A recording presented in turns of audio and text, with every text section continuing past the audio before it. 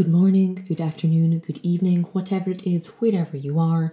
Hello, and welcome to this episode, which I believe is about number 28 or something too many, of the Sweet Nothings podcast. If you're new here or if it's been a while, may I remind you very kindly that this is your home of relaxed, funny and informative chats all about the love of eating, in which we'll talk about the latest foods, food trends, controversial opinions and all things edible.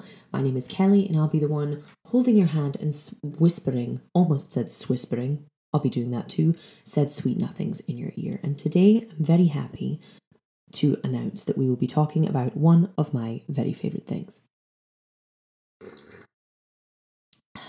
We're talking about coffee. And it's about bloody time.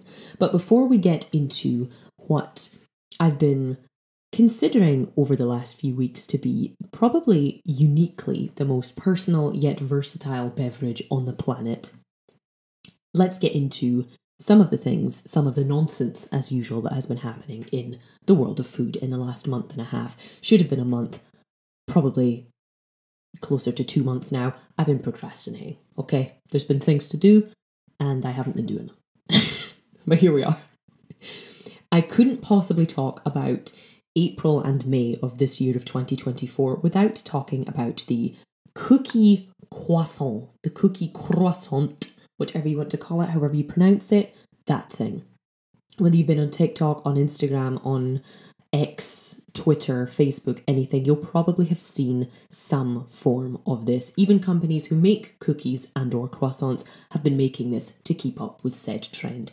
Basically, again, not knowing where exactly it stemmed from, because with the internet it's often best to ask as few questions as possible, but it would appear that someone decided it would be a good idea to bake cookie dough into a croissant and turn it into this sort of hybrid tree.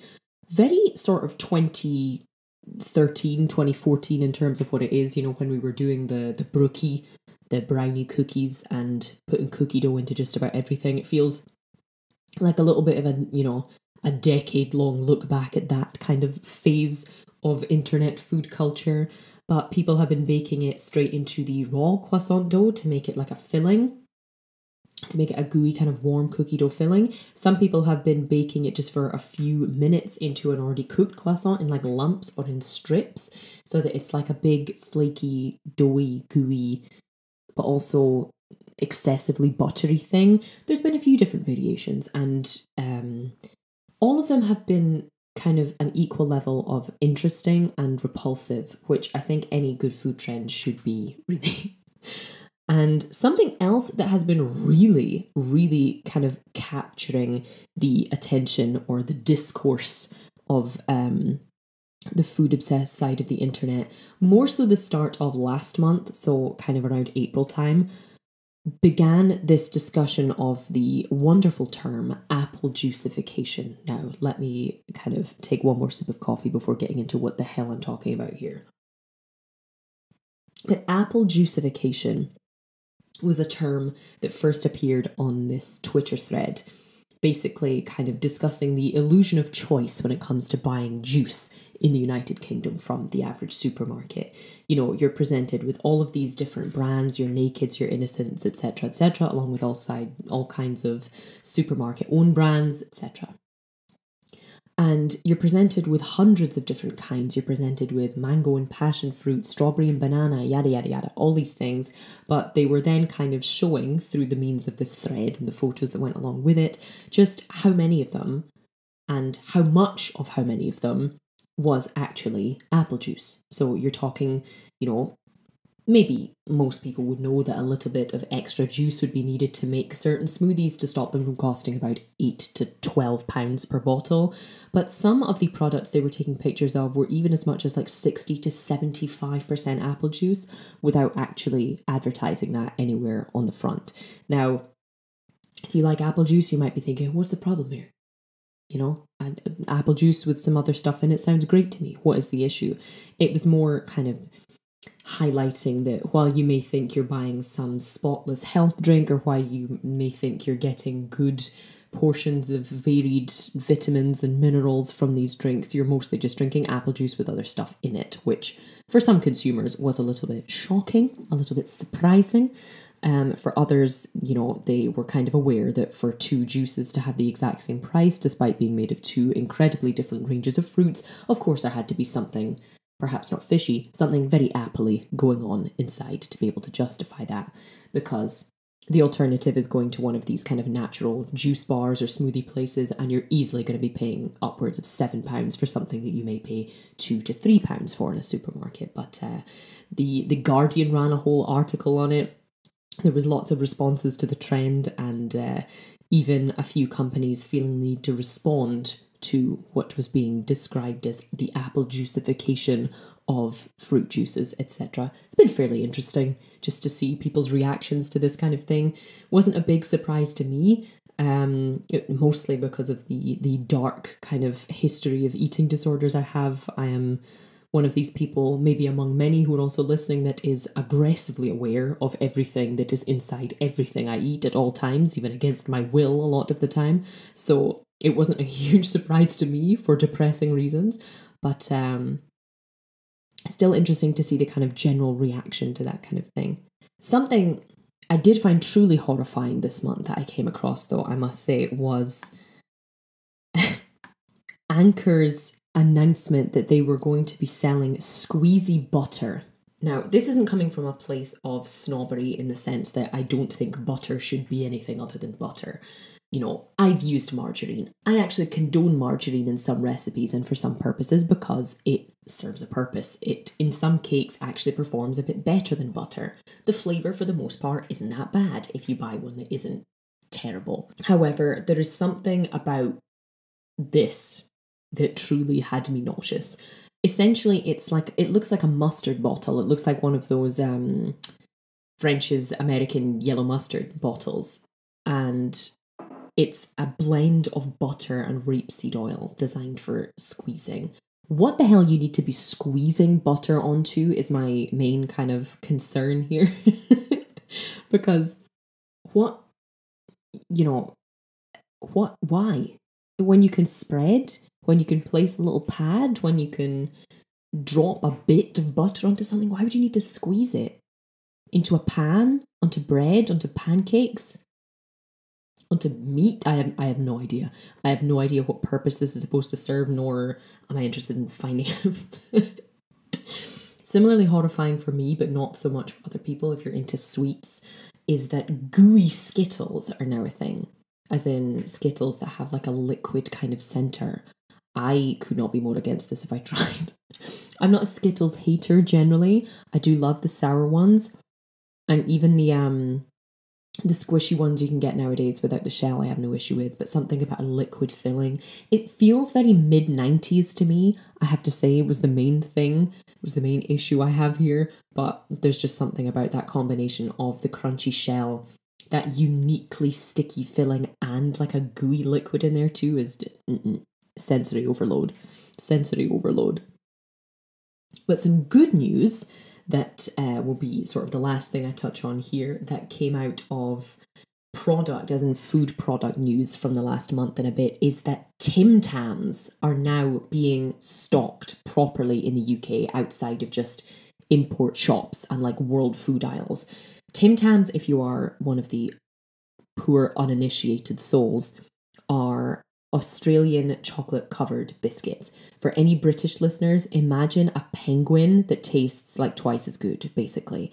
It's 2 chocolate biscuits with a chocolate cream filling coated in milk chocolate. They come in like 16 to 20 different flavours, I think. I've only ever tried a few, and they are delicious. They are absolutely delicious. They're so good with a coffee or with a tea. And there's even a way to eat them called the Tim Tam Slam. It's a whole thing. Australians are very proud of them for the most part, but they're typically very hard to find outside of Australia, at least in my experience. You'll see them in import stores or on import websites, but they're usually heinously expensive. But they are apparently now being stocked, or going to be stocked, at least in a couple of supermarkets in the UK. You're going to be able to get them from Waitrose or from Ocado. From anyone that is listening outside of like Southeast England, my apologies, but at least if they're here somewhere, it might be easier or cheaper to get them from the import shops. Or if you have a Waitrose nearby, lucky you. go buy me a pack. I'll pay you back later. But, folks, having finished the last swig of this incredibly easy to drink vanilla mocha coffee I've been drinking, it's from Bialetti, the company that make all of the mochas, or for the most part, the kind of most famous brand that makes mochas here in Italy for making coffee at home. They have this vanilla coffee, not like vanilla syrup, but actual vanilla flavoured coffee grounds, and they're really, really good. I couldn't talk about coffee at this length for you folks without drinking one first, so here we are, caffeinated and pronta. So I have to say, one of the reasons I was kind of procrastinating from recording this episode sooner was I wasn't entirely sure what to talk about. I had been considering doing an episode on coffee for a while, and not just because of my kind of hyperfixation with it, with the concept of it as well as the flavour and the ritual of it. And it was a conversation with my dad that really kind of sparked me thinking, no, sod it, I am going to record, 30 to 60 minutes worth of content of me sitting talking to a microphone about cameras, about coffee. Help. And this conversation was while he was visiting here in Italy very, very recently. And we'd been talking about coffee because, first, we're both big, big coffee lovers. It's something that runs in his side of the family. His mother, my nana, was also a big, big coffee drinker. And we were discussing the kind of cultural difference between Brits and Italians when it comes to consuming coffee, both in the how and the why and the where and the when, really just everything. And it got me thinking about how many differences there are for one drink that, both unites so many people all over the world and also divides them. It's something that so many of us, especially in the Northern Hemisphere, go nuts for. And yet so many of us drink it completely different ways and for completely different reasons. And it's got me thinking, as it did before, but kind of cemented me in my thinking, that I truly don't know if there is any drink that is as personal and versatile at the same time. I truly don't. And in doing some kind of reading and prep and collecting your answers through the usual kind of questions I ask you guys on Instagram and YouTube, again, thank you as always for your responses. Through gathering all of that together, it's been clear to see that Europe and North America are absolutely nuts for the stuff. We're absolutely crazy for coffee. And this isn't one of those things that, like, when you like something or when you think about something, you see it much more, though that is a thing.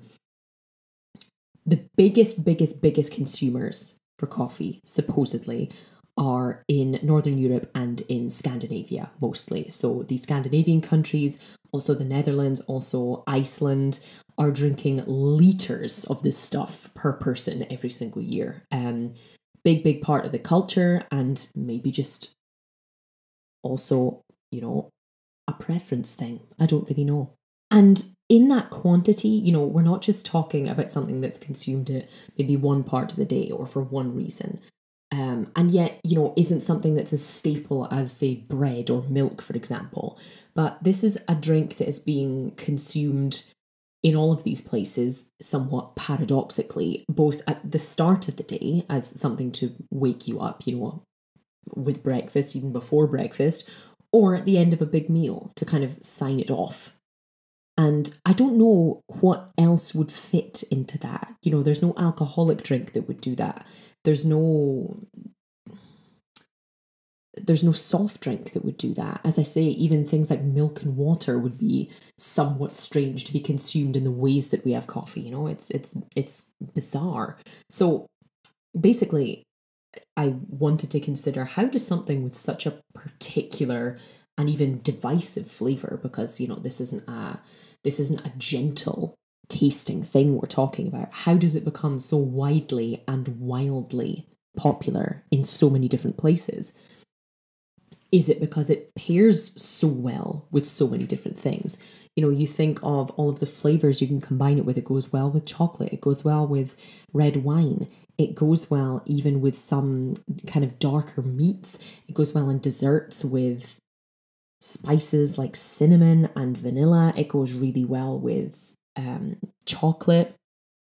It goes well with nuts, even with hazelnuts, with walnuts as kind of flavorings for ice cream or for cakes or for chocolate truffles. There's so many things that such a big flavor goes really nicely with for whichever reason, whether it's to do with the roasting, where it grows, how you treat it. Or is it so popular because it's good in kind of any form that you present it in?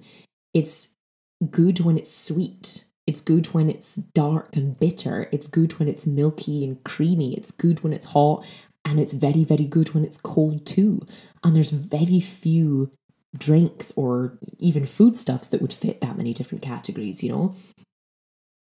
There's few cocktails or alcoholic or non-alcoholic drinks that would fit into any of those things. You could argue tea is similar, but a tea that's brewed as strongly as coffee would be somewhat terrifying to the average person. Whereas the concept of an espresso, you wouldn't blink twice at in some places, you know? Whereas others enjoy it in a huge format with lots of milk or creamer or syrups or whatever. And, you know, that in itself is fascinating too. It's also something that seems to be able to be consumed in a socially acceptable way at any time of day. Again, in a way that other things wouldn't. You wouldn't drink orange juice as the follow-up to a meal because it might look a bit unusual. You wouldn't probably start your day off with alcohol if you were in a good place physically and mentally. You wouldn't, you know, have milk as a pick-me-up. It's just something that is unique also in when it can be consumed in that sense. As I said, you know, some people use it as a replacement for breakfast, and yet you can also still have it at the end of a meal when you might be going to bed in a couple of hours, when we all know how strong the drug-like effect of caffeine is. Or is it that something this kind of strong and divisive is so popular because it's almost like a status symbol? You know, in the way that it started off in Europe, I imagine, by only being drunk by the wealthy once we received it from the Middle East. Is it something that we continue to do with that nowadays? Is it something we want to be able to flex, that we have the disposable income to spend anything from £1 to £10 on a coffee? Is that why we do it? Do we drink it in a certain way to kind of flex our palate as being refined?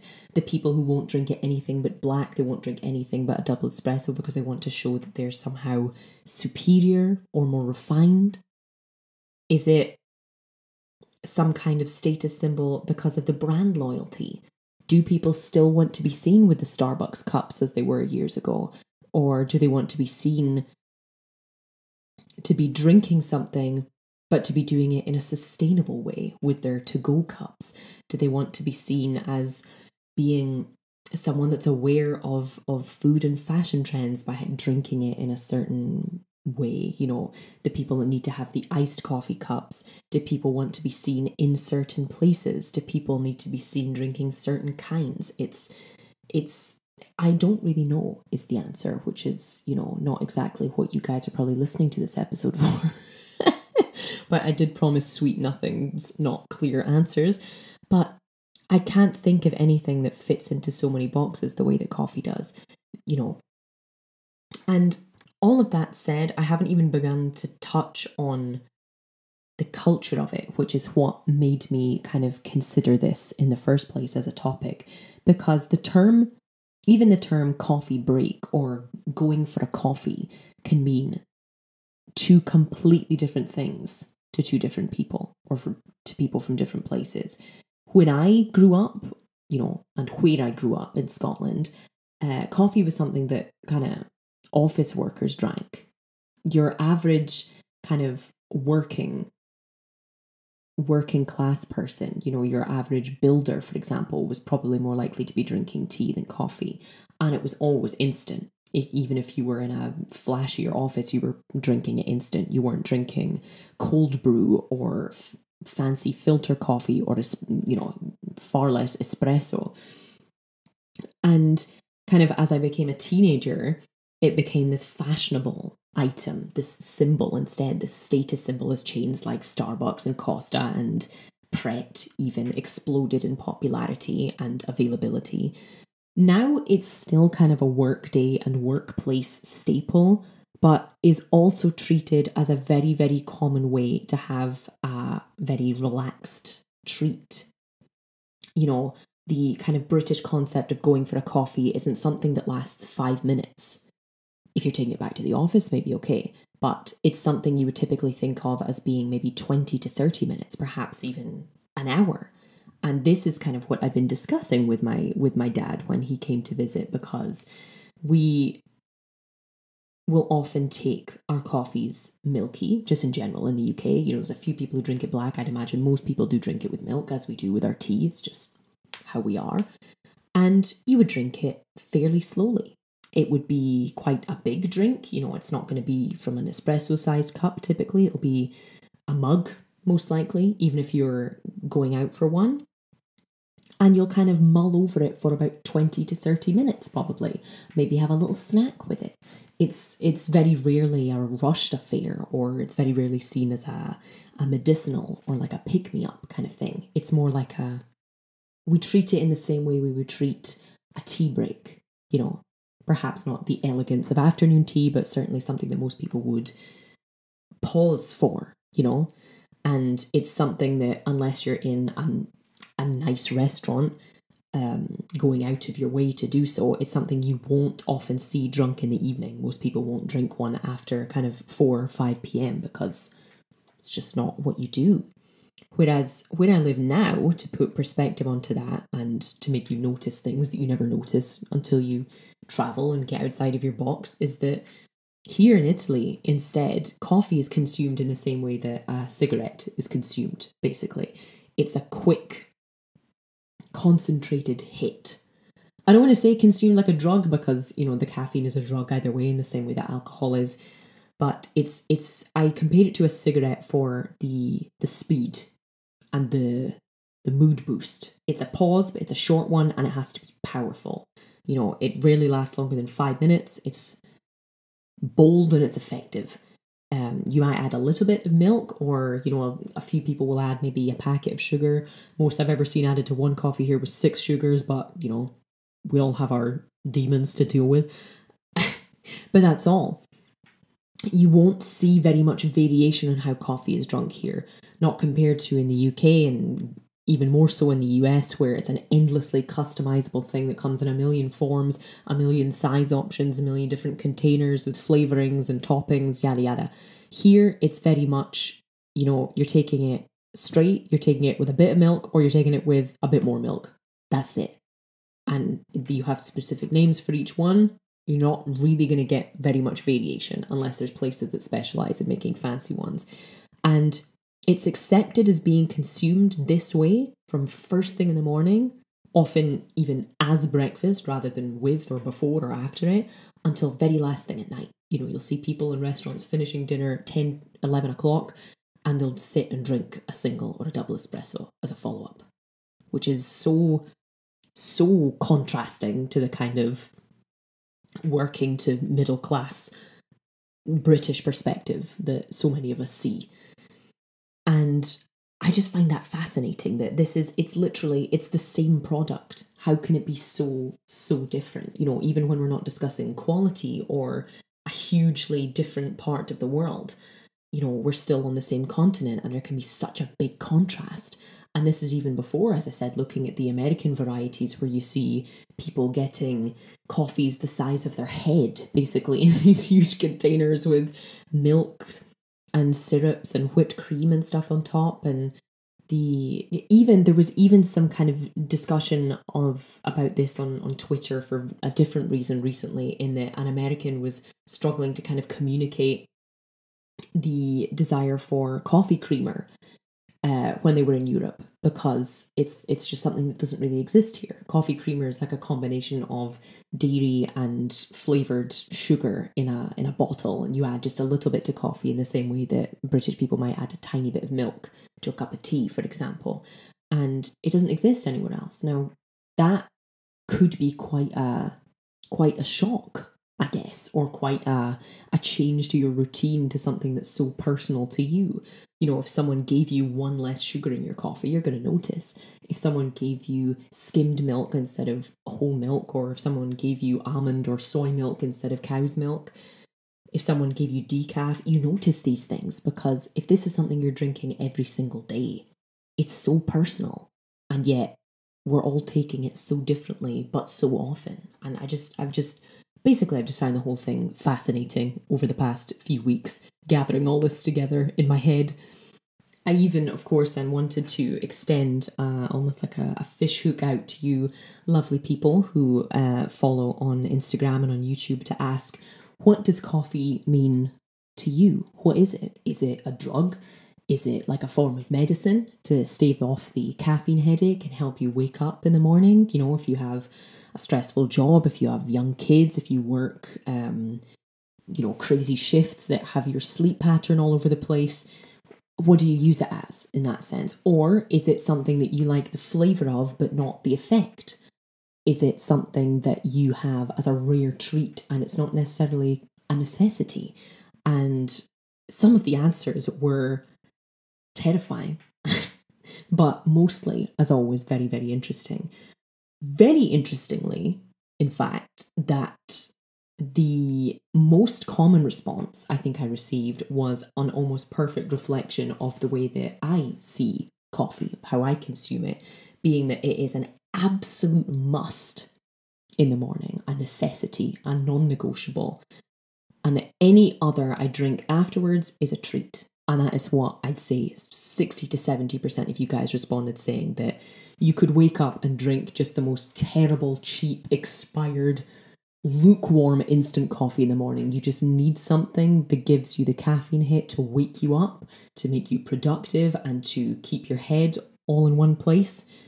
But that anything afterwards is something that's a little treat, in the sense that you enjoy / need both the effect, but you also really enjoy the flavour and you enjoy the ritual of coffee, so to speak. You might have it milkier later on, or you might take it with sugar. You might use it as something to pause and take a break with a sweet treat, rather than just the drug-like or medicinal effect that you take it with in the morning. Other people have said it's something that, you know, whether it's essential or not, they also use it as a mental pick-me-up, not just a physical one. And this is something else that I can kind of identify with. And a lot of people said that this is the case when they are either at home or at university studying, or if they're at work, whether that's in an office or otherwise. I work on my feet all day, and especially at this time of year when we have warm weather, that little coffee hit, as in just a little quick espresso, no milk, no sugar, for me, does wonders. Even if I drink it in 20 seconds when it's still blazing hot, it's great. And so many of my colleagues are exactly the same. Or, for example, some people will take one into a meeting, or they will take one to the library if they're going to study, because they just want something that's like a nice, comfort or a nice reward, almost like the monkeys that we are, to continue doing the thing we need to do, but while also rewarding ourselves for it at the same time. Some people kind of said that they think it's an essential when they're having a little sweet treat, or vice versa, as in they don't want the coffee without the treat and they don't want the treat without the coffee, whether it's because they're out and about and they want to stop somewhere and get something nice, or if they're at home and they fancy a little piece of chocolate or a little biscuit, they'll have it with a coffee. Some people enjoy this ritual so much, for example, which I know is something very, very common in the kind of Scandinavian countries where coffee is so popular, the whole ritual of fika. Don't laugh too much, my Italian followers. I still struggle with it now as a second language speaker. Some people love this ritual so much that they do that with decaf coffee. As in, they love the flavour so much that they don't need the caffeine hit. They'll drink it decaf, whether it's milky or whatever. I was one of these people when I was a teenager, actually. When I first started working as a barista, I was not one of these people who would digest caffeine very well or very easily, but I loved the flavour. So I would start when I was I think I would have been 18 at the time, drinking decaf with maybe a little bit of the flavoured syrup and some milk, because I was a teenage girl and that's what I liked to drink. Whereas, when you work as a barista and you have coffee available and you're exhausted because of working in customer service and being on your feet for 7 to 8 hours a day, I slowly graduated to drinking it without the syrup, and then without the milk, and then with the caffeine. Working as a lawyer for years and now living in Southern Europe, it's not negotiable, basically. But I found that fascinating that, something that's so known for its caffeination, its caffeine content, that you would purposely drink it decaf, not for like health reasons, for your heart or for anything like that, but just because you like the taste. And I think that's great. Some people along the lines of, the caffeine content said that they either do or don't drink it solely because of its effects on digestion, leaving everything mental and physical otherwise out of the question. Some people say they drink one in the morning specifically because it speeds things up, shall we say, or some people saying they avoid it because of how it speeds things up. Now, I always thought this was something that mostly just affected people who weren't that used to it, but there were some seasoned caffeine fans in my replies saying that it's an absolute essential in the morning, with or without a cigarette, for my Italian listeners, to get those bowel movements going, basically, even if that's an unwanted side effect for most people. There were people saying that they like to drink their coffee just exclusively as espresso or exclusively like black filter coffee for the flavor. And other people who said that they like to have it with syrup or with sugar or with milk or with creamer, some with whipped cream, some people with all of those things, which I think at that point is arriving more at it's a dessert rather than a drink, but much like a milkshake, delicious. Go for it. Enjoy it. And then, of course, we get into the people who are obsessive about it. People who won't drink the instant stuff. They won't drink the cheap stuff. They would definitely turn their nose up at my vanilla-scented coffee grounds that I enjoyed about 20 minutes ago. People obsessive about the origin of the beans, how the beans were roasted, how the coffee itself is being brewed. People who only drink it at certain temperatures or brew it at certain temperatures. I used to know someone, for example, who had so much, they had like a whole corner of their kitchen dedicated to their coffee making equipment, even if it just made one tiny cup at the end, because the flavour was so important. And this wasn't someone who worked in coffee either. I've known plenty of people who work as baristas, etc., who do that, but it makes sense. But just like your average guy in an office was this obsessive about it. And I admire that. But equally, I admire the amount of people who were in my in my replies and in my Instagram DMs saying that they would drink it instant. They don't care. It's entirely functional. And whether it's the freeze-dried, own brand version of Nescafe that you find buried at the back of a relative's cupboard, it'll do them just fine. Doesn't matter. As long as it's got caffeine in it and it tastes relatively similar to coffee, they'll drink it. And I have just as much admiration for that, I have to say. And honestly, I have no further input as to why we are the way we are. Discussing humanity in general, but also just when it comes to coffee, I find the global obsession and yet kind of pernicketiness with this beverage absolutely fascinating. Even just if you were to go and walk down the street and ask 10 different people how they take their coffee, probably at least 5 of them would give different answers. And I think that's amazing. You don't find that with almost anything else, at least in my experience.